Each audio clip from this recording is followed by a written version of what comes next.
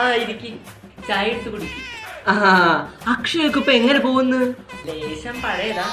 എന്ത് ചായ? അയ്യോ ചായയല്ല, അക്ഷയ ലേശം പഴയതാ, എന്നാലും പ്രൗഢിക്ക് ഒരു കുറവുമില്ല.